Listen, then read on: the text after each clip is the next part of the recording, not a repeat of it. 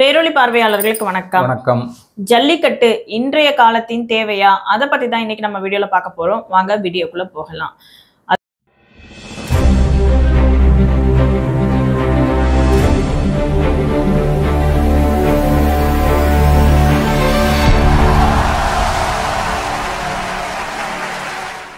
அதாவது பொங்கல் தைத்திருநாள்ல இருந்து ஜல்லிக்கட்டு நடந்துகிட்டே இருக்கு. ஒவ்வொரு ஊர்லயும் நடந்துகிட்டே இருக்கு. முதல் நாள், 2வது நாள், இன்னைக்கு காணும் பொங்கல், 3வது நாள்னு தொடர்ச்சியா நடந்துகிட்டு இருக்கு.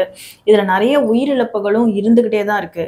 இந்த வருஷம் இல்ல, எல்லா வருஷமும் நடக்கும் போதும் யாராவது ஒருத்தரோ இல்ல 2 பேரோ, நேத்து பேப்பர்ல பார்த்தேன் 26 பேர் காயமுற்று ஹாஸ்பிட்டல்ல அட்மிட் ஆயிருக்கிறதும், நவீன்குமார்னு சொல்லி ஒரு 22 வயது இளைஞன் இறந்துட்டதாகவும் பார்த்தேன். இந்த மாதிரி தொடர்ந்து யாராவது ஒருத்தர் இறந்துகிட்டே தான் இருக்காங்க. ஒருத்தரா 2 பேரா அப்படிங்கறதெல்லாம் கணக்கில்லாம போயிட்டே தான் இருக்கு.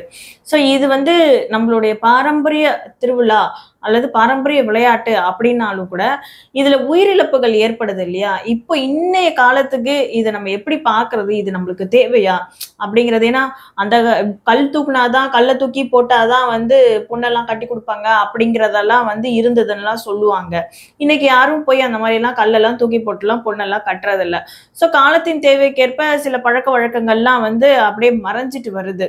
ஏன்னா அப்படிலாம் தூக்கிட்டுலாம் பொண்ணெல்லாம் கொடுக்க முடியாது இல்லையா? அந்த மாதிரி இது உயிர் பலி வாங்கக்கூடிய ஒரு விளையாட்டா இருக்கும் போது இதுல விளையாட்டு நெறிமுறைகளை ஏற்படுத்தணுமா, இல்ல இது நம்மளுக்கு தொடர்ந்து தேவையா, இல்ல தேவையில்லையா? இதை எப்படி பாக்குறது? இதுல நீங்க எப்படி நெறிமுறையை ஏற்படுத்துவீங்க? அதான் முதல் கேள்வி. இப்ப இன்னைக்கு நிறைய விளையாட்டு இருக்குது. கிரிக்கெட் இருக்குது, ஃபுட்பால் இருக்குது, ஹாக்கி இருக்குது, குத்துச்சண்டை இருக்குது, வால்சண்டை இருக்குது, நிறைய விளையாட்டுகள் இருக்குது. அங்க இரு சம எடை உள்ளவங்க, சம வயது உள்ளவங்க, சம உயரம் உள்ளவங்க மோதிக்கிட்டுறாங்க. அங்க 2 பேரும் மனிதர்கள். 2 பேருக்கு சொன்னா புரியும். 2 பேரும் டெஸ்ட் பண்ணிக்கிட முடியும். மருத்துவ பரிசோதனை இந்த மாதிரி எல்லாம் பண்ணிக்கிட்டு ரெகுலேட் பண்ண முடியும். இங்க மாட்டுக்கும் மனிதனுக்கும் சண்டை. மாடு ஓடும்போது நம்மளை அவன் பிடிக்க வரான் அப்படின்னு நினைச்சா அது ஓடுது. அது அங்கிருந்து மிரட்டி விடுறாங்க. அந்த ஒரு சின்ன வாடி வாசல்னு சொல்லக்கூடிய அந்த சின்ன வாசலுக்குள்ள அங்கிருந்து மிரட்டி வாழை திருக்கி அதை மிரட்டி விடுறாங்க. இது மிரண்டு ஓடுது. மிரண்டு ஓடுற மாட்டை போய் இவன் மேலே ஏறுறான். இது நம்ம பண்பாடு. அன்னைக்கு தேவைப்பட்டிருக்கலாங்க. ஏன்னா அன்னைக்கு மாட்டை அடக்கணும். மாட்டை எதுக்கு அடக்கணும்னா விவசாயத்துக்கு அடக்கணும். பாரம்பரியமோ பண்பாடோங்கிறது ஒரு காலகட்டத்துக்கு மட்டும்தான். நீங்க முன்னாடி சொன்னது மாதிரி இன்னைக்கு எப்படி இளவட்டக்கல்லை எந்த இளைஞனும் தூக்க வேண்டியது இல்லையோ, அதே போல் எந்த இளைஞனும் மாடு பிடிக்க வேண்டியது இல்லை. இன்னைக்கு மாட்டுக்கு வேலை இல்லை. பசு மாட்டுக்கு வேலை இருக்குது. ஆனா பசு மாட்டை அடக்க வேண்டியது இல்லை. பால் தான் கறக்கணும். பால் கறக்கிறது கூட இன்னைக்கு மிஷின் வந்துருச்சு. பால் கறக்கிறது கூட மிஷின் வந்துருச்சு. கையால கறக்க வேண்டியது இல்லை. பசு மாட்டை அடக்க வேண்டியது இல்லை. மூக்கணாங்கயிறு போட்டால் முடிஞ்சிருச்சு. நீங்க காளை மாட்டை தான் அடக்கணும்னா கூட அதுவுமே மூக்கணாங்கயிறு போட்டு உழுவுறதுக்கு தான் அடக்கணும். வேற எதற்கு இன்னைக்கு வேலை கிடையாது. அப்போ நீங்க உழுவுறதுக்கு இன்னைக்கு டிராக்டர் வந்துருச்சு, விதைக்கிறதுக்கு டிராக்டர் வந்துருச்சு, பால் கறக்கிறதுக்கே மிஷின் வந்துருச்சு இல்லையா? அப்படி இருக்கும்போது நீங்க இந்த பயிற்சி இருக்கு இல்லையா, மாட்டை அடக்கி தன் வீரத்தை நிரூபித்து அல்லது தன் உடல் வலுவை நிரூபித்து அந்த பயிற்சி it is not a life skill.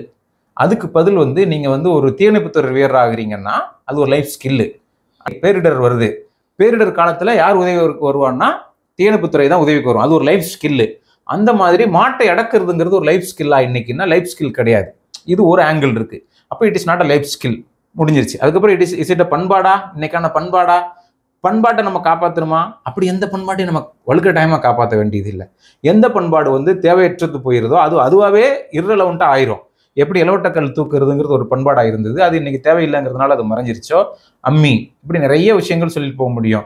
இப்படி சில எந்த பண்பாடு காலத்துக்கு ரெலவெண்டா இருக்கோ அது மட்டும்தான் சஸ்டெயின் ஆகும். இது ஆவலை. இது ரெலவெண்டா இல்லை, அதனாலதான் சஸ்டெயின் ஆகலை. இந்த விளையாட்டு இது ஒரு விளையாட்டா இருந்தால் மற்ற நாடுகளுக்கு பரவி போயிருக்கும். நீங்க கபடி இஸ் ஸ்போர்ட், இந்தியாவில் ஆரிஜினேட் ஆன ஸ்போர்ட். அதை என்ன சொல்றாங்க? இந்தியாவுடைய பண்பாடு, இந்தியாவில் உருவான விளையாட்டுன்னு சொல்றாங்க. அதனால அது வெளிநாட்டுக்கு போகல. பழமையானது, அதனால அது வெளிநாட்டுக்கு போகல. இந்த விளையாட்டை ரிப்ளிகேட் பண்ண முடியும், ரெகுலேட் பண்ண முடியும், அதை மற்றவங்க விளையாட முடியும். அப்படிங்கிறதுனால அது மற்ற இடத்துக்கு போகுது. மற்ற நாடுகள் ஈரானு, பாகிஸ்தான், ஸ்ரீலங்கா, மற்ற இடங்கள்ல பங்களாதேஷ், இவங்க எல்லாம் விளையாடுறாங்க இல்லையா? நம்ம கபடி தான் சொல்றேன். அது மாதிரிதான் மற்ற விளையாட்டுகளுக்கு இது பொருந்தும். இதுல அப்போ நீங்க இந்த விளையாட்டை ரெகுலேட் பண்ண முடியாதுன்னு ஆயிடுச்சு. அதுக்கப்புறம் இன்னும் 2 முக்கியமான விஷயம் இருக்குது. ஒண்ணு, ஜாதி. நம்ம தொடர்ந்து சொல்லிக்கிட்டு வர்றோம். தொடர்ந்து ஜல்லிக்கட்டை கிரிட்டிக் பண்றவங்க இதுக்குள்ள ஜாதி இருக்குது. ஒரு குறிப்பிட்ட சாதியினர் தான் மாட்டை விட முடியும், ஒரு குறிப்பிட்ட சாதியினர் தான் மாடு பிடிக்க முடியும்னு இன்னைக்கும் அந்த கம்ப்ளைண்ட் இருக்குது. நேற்று ஷெட்யூல் காஸ்ட் சேர்ந்த மக்கள் கம்ப்ளைண்ட் கொடுத்துருக்காங்க, அவங்கள உள்ள விடலை. 2023, 24 அதிகமான மாடு பிடிச்ச ஒரு தம்பியை வந்து இந்த வருஷம் உள்ள விடலையா. அப்போ இந்த கம்ப்ளைண்ட்ஸ் தொடர்ந்து வந்துகிட்டு இருக்கு. இதை ரெகுலேட் பண்ண முடியுமான்னா பண்ண முடியாது. ஏன்னா அதுக்குள்ள வராங்கல்ல, அவங்கெல்லாம் லோக்கல்ஸு. நீங்க அவங்க போய் ஒன்றும் வந்து அவங்கள போய் யாரும் வந்து அன்னைக்கு தான் செக் பண்றாங்க. அவங்க ஒன்றும் 10 வருஷத்துக்கு முன்னாடியோ 10 நாளைக்கு முன்னாடியோ 1 மாசத்துக்கு முன்னாடியோ ரிஜிஸ்டர் பண்ணி எந்த செக்கும் கிடையாது. அன்னைக்கு வருவாங்க, பேர் எழுதுறாங்க, செய்யறாங்க, ஒரு டிஷர்ட் போடுறாங்க, சின்ன செக்கு தான். அப்போ வந்து அதுல தடுக்கப்பட்டவங்க நிறைய பேர் இருக்கிறாங்க. அது ஒன்று இருக்கா, எல்லாரும் கலந்துக்கிட முடியாதுன்னு ஒன்று இருக்கா. இன்னொன்று மிக முக்கியமான ஒன்று இருக்கு. இதுதான் நான் பார்க்கறதுலயே ரொம்ப ஆபத்தானதா ஜல்லிக்கட்டுல பார்க்குறேன்.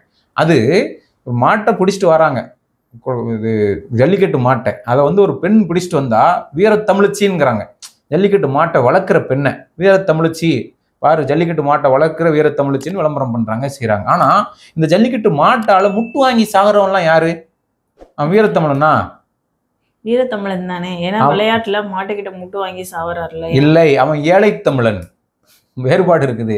வீரத்தமிழன் இல்லை, அவன் ஏழை தமிழன். அங்க பணக்கார தமிழன் மூலம் என்ன தெரியுமா செய்யறான்? மேல உட்காந்துக்கிட்டு, இந்தா உனக்கு சைக்கிள், இந்தா உனக்கு மெத்த, இந்தா உனக்கு சோப்டப்பா, முட்டு வாங்கினா அவனை தூக்கிட்டு தான் கொண்டு போய் போடு. நீ மாட்டோட மல்லு கட்டி முட்டு வாங்காம பிடிச்சன்னா உனக்கு இந்தா ஒரு மெத்த, உனக்கு இந்தா ஒரு சைக்கிள், இந்தா உனக்கு வந்து சோப்டப்பா, உனக்கு இந்தா வந்து ஒரு விளக்கமாறுன்னு பரிசு கொடுத்துட்டு மேல உட்காந்துக்கிட்டு பரிசு கொடுக்குறான் பணக்கார தமிழன். ஏழை தமிழன் என்ன செய்யறான்னா முட்டு வாங்குறான். அப்ப இதுல வந்து இந்த ஏழை விஷயம் இருக்குது. நீங்க ஸ்போர்ட்ல அப்படி கிடையாது, மற்ற ஸ்போர்ட்ல அப்படி கிடையாது. ஏழையா இருக்கிறவன் ஸ்போர்ட்டுக்குள்ள உள்ள போவான், அவன் ஸ்போர்ட்ல விளையாண்டா எப்படி வந்துருவான்? பணக்காரன் ஆயிடுவான். அவன் பணக்காரனா மாறிடுவான். மற்ற இப்போ கிரிக்கெட் இருக்கு. கிரிக்கெட்ல வந்து நீங்க எஃபிஷியண்டா விளையாடுறீங்க, நேஷனல் டீமுக்கு செலக்ட் ஆயிட்டீங்க, அல்லது ஐபிஎலுக்கு செலக்ட் ஆயிட்டீங்க, அல்லது தமிழ்நாடு டீமுக்கு செலக்ட் ஆயிட்டீங்கன்னா நீங்க கோடீஸ்வரன் ஆயிடுவீங்க. அவங்க பரம்பரையே மாறிடும் இல்லையா? அந்த வாய்ப்பு இங்க கிடையாது. இங்க பரம்பரை வந்து முட்டு வாங்கி சாகும். நீங்க செத்தீங்கன்னா முடிஞ்சிருச்சு. நீங்க சாகாம இருந்தீங்கன்னா குறைந்தபட்சம் வந்து நீங்க உங்களுடைய பிழைப்புக்கு வாழ்வுக்கு உறுதி உண்டு. ஆனால் செத்துட்டீங்கன்னா அதுவும் கிடையாது. அதனாலதான் அந்த வீரனுக்கு மதிப்பு இல்லைங்கிறதுனாலதான் என்ன கொடுக்குறாங்கன்னா சோப் டப்பா கொடுக்குறாங்க ஜெயிச்சவனுக்கு. அந்த விளையாட்டுக்கு மதிப்பு இல்லை அப்படிங்கிறதுனாலதான் சோப்பு டப்பாயும் சைக்கிளும் கொடுக்குறாங்க. ஐபிஎல்ல சைக்கிள் கொடுப்பாங்களா? கபடியில சைக்கிள் கொடுப்பாங்களா? கொடுக்க மாட்டாங்க இல்லையா? கபடி தான் டோர்னமெண்ட் எல்லாமே இந்தியா முழுக்க நடக்குது. ஜெயிச்சவங்களுக்கு 2 லட்சம் 3 லட்சம்னு கொடுக்குறாங்களே. அது மட்டும் இல்லாம அவங்களுக்கு லைஃப் வந்து அடுத்த கட்டத்துக்கு கிரிக்கெட் அளவுக்கு இல்லைனாலுமே கபடி வந்து இப்போ வந்து பார்க்கக்கூடிய ஒரு நல்ல ஒரு ஸ்போர்ட்டா தான் அது வளர்ந்துக்கிட்டு தான் வருது. கபடின்னு இல்லை, எல்லா ஸ்போர்ட்ஸுமே அந்த மாதிரி தான் இருக்கு. ஆனா ஜல்லிக்கட்டை வந்து நம்ம ஸ்போர்ட்ஸ்ல சேர்க்க முடியுமா அப்படின்னா, சேர்க்க முடிஞ்சிருந்தா கவர்மெண்ட் ஏற்கனவே சேர்த்துருக்கோம். அது சேர்க்க முடியாது அப்படிங்கிறதுனாலதான் அது நம்மளோட பாரம்பரிய விளையாட்டு அப்படின்னு சொல்லிட்டு அதுல அப்படியே கடந்து போயிடுறாங்க. ஆனா இதுல எல்லா அரசியல் கட்சி தலைவர்களும் வந்து இது நடத்தணும், இது வரவேற்கணும், ஏன்னா நம்மளோட பண்பாடை விட்டுறக்கூடாது அப்படின்னு சொல்லி அதை கட்டி காப்பாற்றணும்லாம் சொல்றாங்க. அதே அரசியல் கட்சிகள் தான் வந்து முற்போக்கு பேசுறாங்க. அது அவங்களோட முரண்பாடாக தான் நான் பார்க்குறேன். முற்போக்கு பேசிட்டதுக்கு அப்புறம் இதை எப்படி பேச முடியும் அப்படின்னு ஒரு கேள்வி இருக்கு. அப்போ அது அரசியலுக்காக பேசுறாங்களோ அப்படின்லாம் தோணுது. சரி, எப்படியா இருந்தாலுமே வந்து உயிரிழப்புகள் நேரக்கூடிய ஒரு விளையாட்டு வந்து நமக்கு தேவையா? அதுவும் வந்து ஏழை எளிய மக்கள் மட்டுமே பங்கெடுத்துக்கக்கூடிய ஒரு விளையாட்டுல அவங்களுக்கு ஒருவேளை அந்த பையன் இறந்துட்டாங்கன்னா, இப்ப இந்த நவீன் சொல்ற பையன் அந்த குடும்பத்தையே தாங்கி கூட பிடிச்சிருந்திருக்கலாம், அப்பா இல்லாம கூட இருந்திருக்கலாம், என்னென்னவோ இருக்கலாம், அம்மா தங்கச்சி இந்த மாதிரி யார் வேணாலும் இருந்திருக்கலாம், நம்மளுக்கு தகவல் தெரியல, இப்படி எது வேணாலும் இருந்திருக்கலாம். இப்ப அந்த பையன் போயிட்டதுக்கு அப்புறம் அந்த குடும்பம் வந்து நிர்கதியா இருக்கு. சரி, இப்போ ஒருவேளை ஆக்சிடென்ட்ல இறந்துட்டா கூட கவர்மெண்ட் வந்து ஒரு இழப்பீடு கொடுக்குறாங்க. கூரை இடிஞ்சு விழுந்துட்டாலோ, மலையில கூரை இடிஞ்சு விழுந்துட்டாலோ, அதுல யாராவது இறந்துட்டாலோ, இல்ல ஆக்சிடென்டா ஏதாவது இறந்துட்டாலோ கூட 2 லட்சம் 3 லட்சம் சொல்லி ஒரு இழப்பீடு கொடுக்குறாங்க. இதுல கொடுப்பாங்களான்னா இதுல அதுவும் கொடுக்கறது இல்ல. மாடு பிடித்தா பிரைஸ், அவ்வளவுதான். அது அண்டா குண்டா சைக்கிள் அது தராங்க. அதிகப்படியான மாடுகளை பிடிச்சா, அதாவது 20 மாடு 11 மாடு அந்த மாதிரி, அது இவ்வளவு மாடு பிடிக்கணும்லாம் இல்ல, நீ எவ்வளவு பிடிக்கிறியோ அது மத்தவங்களோட நீ அதிகமா பிடிச்சிட்டீங்கன்னா உனக்கு வந்து காருன்னு சொல்றாங்க. அந்த காரு வந்து அவருக்கு எந்த அளவுக்கு பிரயோஜனமா இருக்கும்? ஒரு ஆளுக்கு தானே தந்தாங்க, ஒரு ஆளுக்கு. நேத்து பார்க்கும்போது 1000 மாடு இறக்குறாங்க, 900 வீரர்கள் இருக்காங்க. இது 900 வீரர்கள் எத்தனை பேருக்கு? நம்மளுக்கு தெரிஞ்சு 26 பேருக்கு வந்து படுகாயம் அடைஞ்சிருக்காங்க. சிறு சிறு காயங்கள் அடைஞ்சவங்க, உள்காயம் அடைஞ்சவங்க, அதெல்லாம் வெளியில தெரியாது. அது நாளை பின்னதான் அது தெரியும். அது வந்து அவங்களுக்கு சைடு எஃபெக்ட்ஸா கூட ஆகலாம். அவங்களோட வாழ்க்கைக்கே வந்து அது வந்து பெரிய அடியா கூட இருக்கலாம். இப்ப உள்ள வந்து ஒரு ஒரு உள்காயம் ஏற்பட்டுருச்சுன்னா அது உடனே வெளிப்படாது. ஒரு மாதம் கழிச்சு கூட ஒரு 22 வயசு பையனுக்கு 1 மாதம் கழிச்சு கூட அது வெளியில தெரியலாம். அதுக்கப்புறம் அது குணப்படுத்த முடியாத அளவுக்கு ஒரு ரணமா கூட மாறிடலாம். இதெல்லாம் வந்து அரசாங்கம் வந்து கவனத்துல எடுத்துக்குமானா கிடையாது. ஏன்னா அதெல்லாம் எடுத்துக்கவும் முடியாது. இது எப்படி எடுத்துக்க முடியும்? அதனால இந்த விளையாட்டு அப்படிங்கிறது வந்து இன்றைய காலகட்டத்துக்கு இன்றைய இளைஞர்களுக்கு தேவையா அப்படின்னா கேள்விக்குறிதான். அதனால ஜல்லிக்கட்டுங்கிறது தடை செய்யப்பட வேண்டிய விளையாட்டாக தான் இருக்குது. பண்பாட்டின் பெயரால நம்ம பிற்போக்குத்தனங்களை ஆதரிக்க முடியாது. எனவே ஜல்லிக்கட்டு என்பது வீரமும் அல்ல, ஜல்லிக்கட்டு என்பது நம் பண்பாடாக இருந்தாலும் அதை நாம் கடைபிடிக்க வேண்டியதும் அல்ல, ஜல்லிக்கட்டு என்பது அது ஒரு விளையாட்டும் அல்ல, அது முழுக்க முழுக்க காட்டுமிராண்டித்தனமானது, அது முழுக்க முழுக்க மோசமானது, அது முழுக்க முழுக்க ஏழை தமிழர்களுக்கு எதிரானது. எனவே அந்த ஜல்லிக்கட்டை வந்து ஒழித்து கட்டுவது தான் ஒரு நாகரிக சமூகத்திற்கு அழகாக இருக்க முடியும். ஜல்லிக்கட்டை ரெகுலேட்டும் பண்ண முடியாது. அதுதான் நிறைய பேர் வந்து ஜல்லிக்கட்டை ரெகுலேட் பண்ண முடியுமான்னு வந்து கேட்பாங்க. ஜல்லிக்கட்டை நம்ம ரெகுலேட்டும் பண்ண முடியாது. ஜல்லிக்கட்டு ஒழித்து கட்டப்பட வேண்டிய ஒரு மல்லுக்கட்டு. அதை ஒழித்து கட்டுவோம். தமிழ் சமூகத்திற்கு விடுதலை கொடுப்போம். தமிழ் சமூகத்தை மேம்பட்ட சமூகமாக மாற்றுவோம். நன்றி, வணக்கம். நன்றி.